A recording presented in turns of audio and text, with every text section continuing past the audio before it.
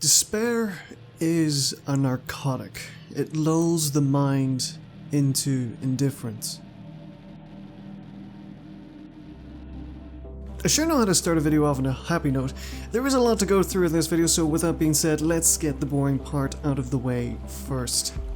Existential nihilism is the philosophical theory that life has no intrinsic meaning or value. With respect to the universe, existential nihilism suggests that a single human, or even the entire human species, is insignificant, without purpose and unlikely to change the totality of existence. According to the theory, each individual is an isolated being born into the universe, barred from knowing why.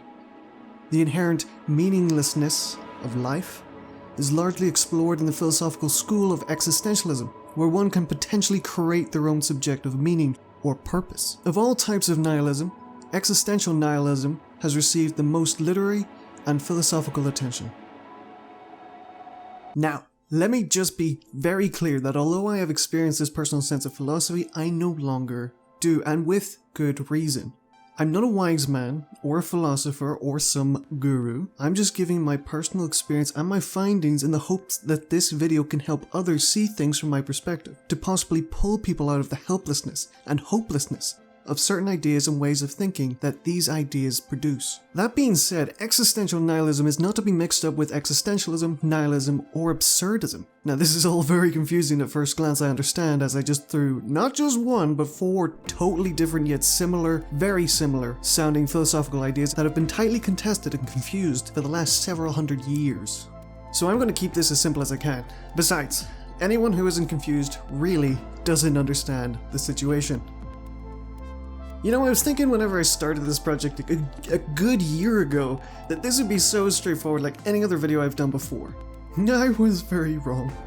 The more I thought about how to structure this and more I realized how complicated, confusing, and terrifying the subject I'm working on is, and why so many people throughout history have tried to contemplate, understand it, explain it, and failed in doing so. To look at why this train of thought and branches of it can be beautiful and damaging at the same time, we have to try and figure out firstly why it seems to be growing in its popularity. And trust me, I know this is a whole lot to go through, but this will make sense towards the end of the video. There is an ebb and flow to this video, do not worry, I'm not just throwing all this at you and going to forget about it. It will make sense, trust me. Trust me, he says, although most people who probably watch my videos don't have much reason to trust me, so that's a bit of a leap. Over time, I've noticed something as I go further and further into my descent of madness, that there has been a massive shift in the minds of people, culture, and society in general. Slowly, but surely, everything is becoming a little bit more existentially nihilistic every single day. It's almost like something is wearing away at our very being. I've been overanalyzing this the last year through multiple ill periods, several existential breaks, the loss of a family member, and several other things which I won't get into. The simplest way I can describe all of this is this. We are all going to die. No one knows what to do. Those who say they do are trying to sell you something, and everything is going to be okay. Because we are human, and this is a problem that each soul must figure out in its own path and its own unique way. The modern mind is in complete disarray. Knowledge has stretched itself to the point where neither the world nor our intelligence can find any foothold. It is a fact that we are suffering from nihilism. B. Anderson from thestudentnewspaper.org put it like this.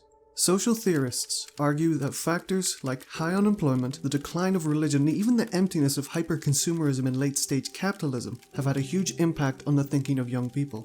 When people are entering adult life with no job, no belief in a higher order, and a vague desire to fill their lives with meaningless objects, it's no surprise that they ultimately feel a sense of listlessness and emptiness.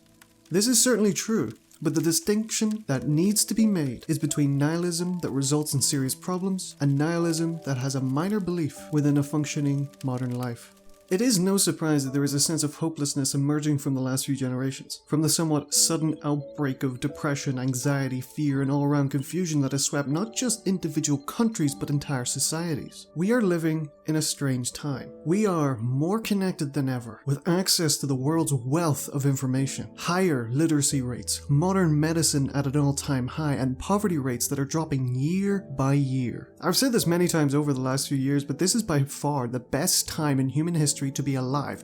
Yet, at the same time, we have a lot of similar and new unique issues to contend with. That being said, however, there are a few extra factors for our particular time that need to be taken into consideration for the sudden influx of the so-called existential nihilistic views being circled around the globe.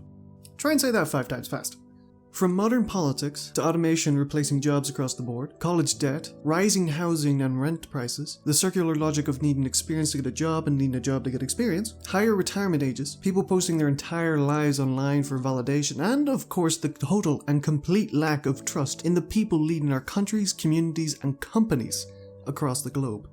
Now, this is all a very confusing bundle of things to be thrown together. However, add them all together and what you get is an entire generation that is coming into early adulthood with what seems to be financial, mental and sociological forces working against them. Yes, generations in the past have had their own struggles to deal with, from several world wars, economic crashes, amongst the many other difficulties they've had before. However, what we need to understand is that this is the information age. Access to everything worldwide. Information, resources, news, and a constant bombardment of events globally. Everything is connected now. From individual people to entire governments, it's all connected now. So let's think about this for a moment. The promises made to our young adults today were the same as those given to their parents and those before them.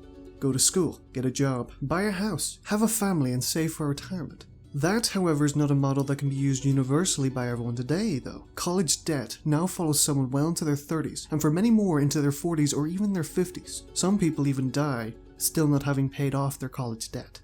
The housing market and rental market, depending on where you are, is nowhere near as cheap as it was 20 to 30 years ago. People living at home with their families until they have established careers is more common than ever. Even in saying that, all over the first world countries, pay rises have not increased with the same percentage as inflation, so the buying power of their wages are reduced every single year. If you don't believe me, in whatever currency you use, go to an inflation calculator online and just go back 20 years. Put in 1,000 of whatever your currency is and calculate it for the year 2000, and then go and check the wage rises.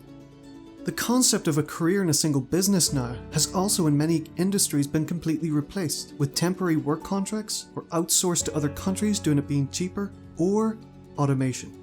It is very common for many individuals and families to work multiple jobs in order to just survive. Credit card debt has also risen between the young to middle-aged people in the last 10 years. Whether that is to survive or bad spending habits, that is yet to be seen. However, in the US alone, it is estimated for 2019 to be at $1.07 trillion for 128 million homes. That is an average of almost 8,500 in debt per household in credit cards alone. Never mind college debt or mortgages, etc.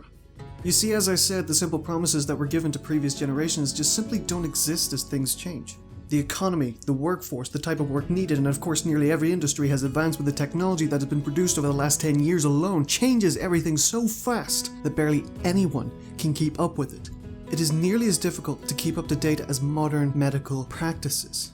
That is just simply how much everything is changing on a more aggressive level than ever seen before in mankind's existence. Moore's law, although not exact, is an example of how fast things are progressing. I know that is a lot to take in, but it's very easy to hear all of that and to see why this depressing outlook can arise. In the past century alone, humanity has seen a lot of horrible and terrifying things, so it is no surprise that this kind of outlook can come from it. Now, in essence, the idea of nothing having inherent value or meaning can seem like a terrifying and terrible thing, don't get me wrong. The thought alone can drive people to all sorts of horrible things. It is often a belief that is associated with those who have severe depression. It is, however, somewhat of a double-edged blade, however.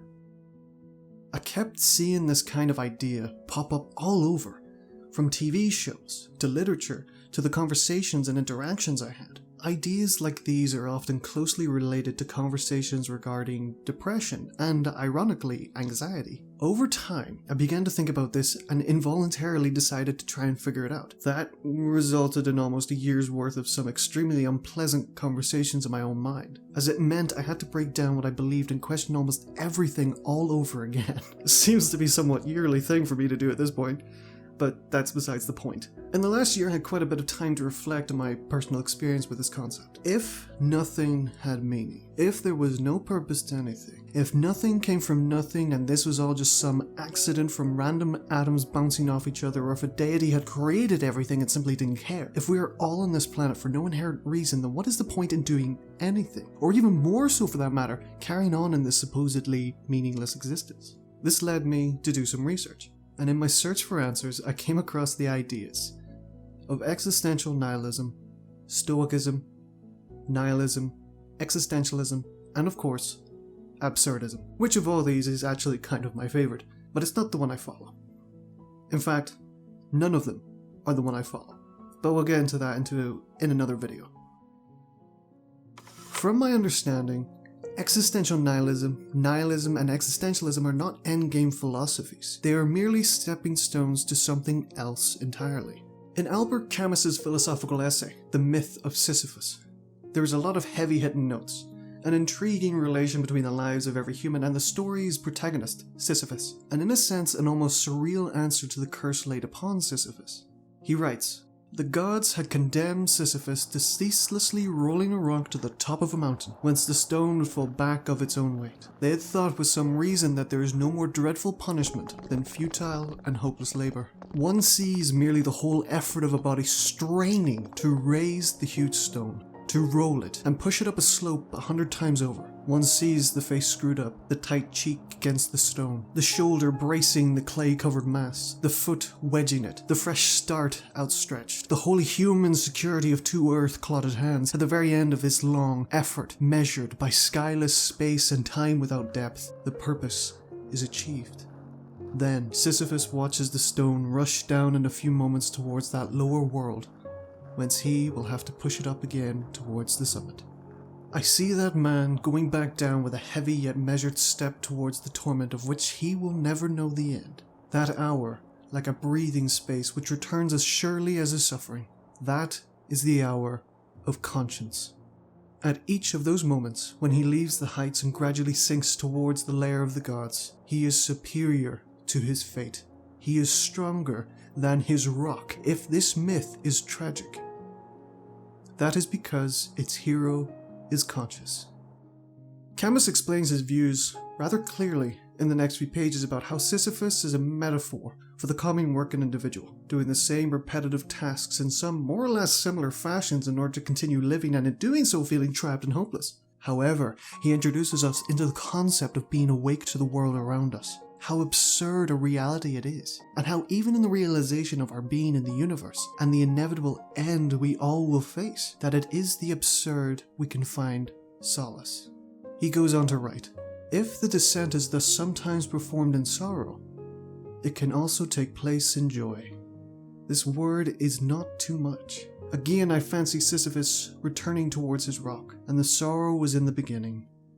When the images of earth cling too tightly to memory, when the call of happiness becomes too insistent, it happens that melancholy arises in man's heart. This is the rock's victory. This is the rock itself. The boundless grief is too heavy to bear. These are our nights of Gethsemane. But crushing truths perish from being acknowledged. Thus, Oedipus, at the outset, obeys fate without knowing it. At the moment he knows, his tragedy begins. Yet at the same moment, blind and desperate, he realizes that the only bond linking him to the world is the cool hand of a girl. Then a tremendous remark rings out. Despite so many ordeals, my advanced age and the nobility of my soul make me conclude that all is well. I leave Sisyphus at the foot of the mountain. One always finds one's burden again, but Sisyphus teaches the higher fidelity that negates the gods and raises rocks. He too concludes that all is well. This universe henceforth without a master seems to him neither sterile nor futile. Each atom of that stone, each mineral flake of that night-filled mountain, in itself forms a world. The struggle itself towards the heights is enough to fill a man's heart. One must imagine Sisyphus happy. If Sisyphus, knowing his fate, is able to find peace in his actions, knowing the end of his journey up that mountain, and in a way laugh at the absurd cycle he has, then it has universal meaning to us all.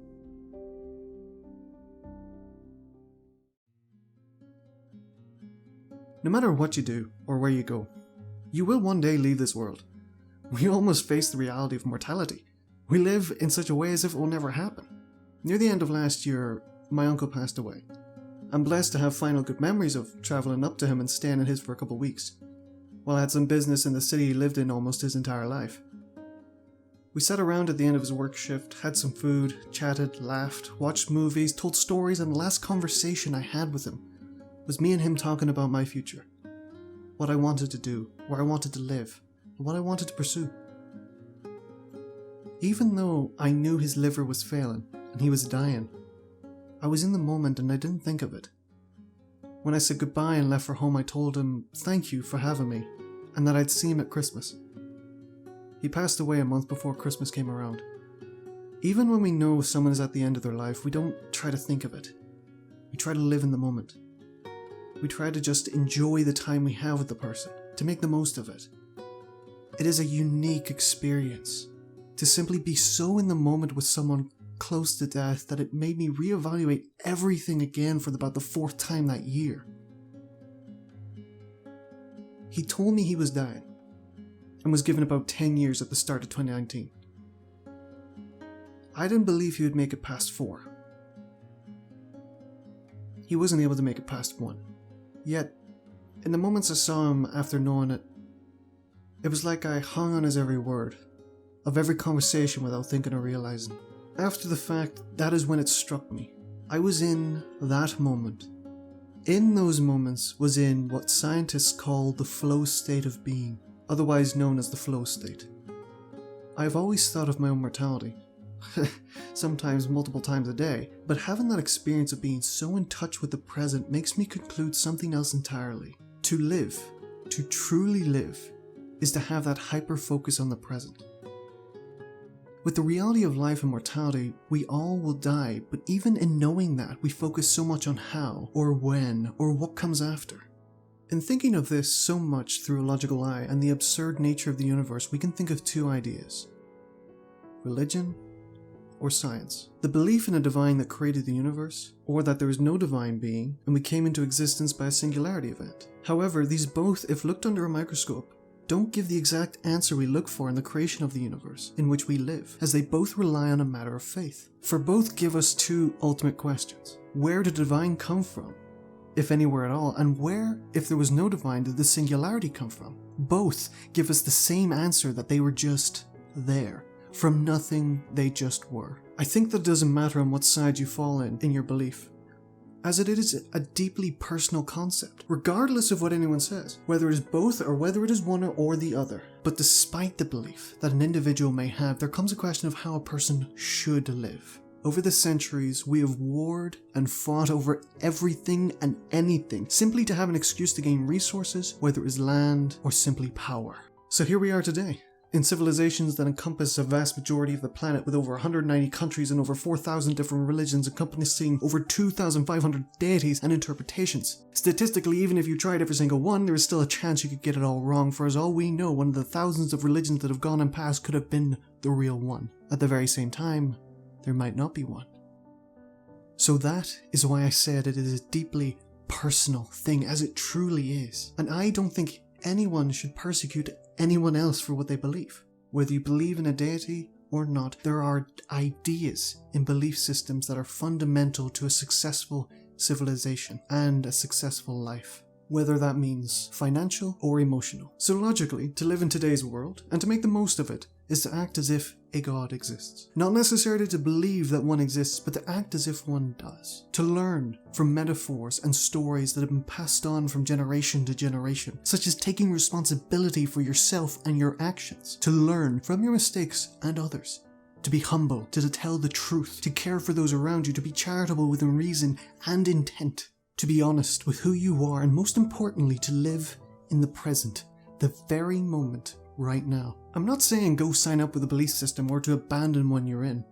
I'm saying quite simply, learn about what makes a person good and bad, to what makes a good leader and a bad leader, to what makes a person successful in life and love, and what makes a person terrible at those things. In terms of living and life, we are so focused on where we're going and the end rather than just where we are. As Marcus Aurelius himself said, Do not disturb yourself by imagining your whole life at once.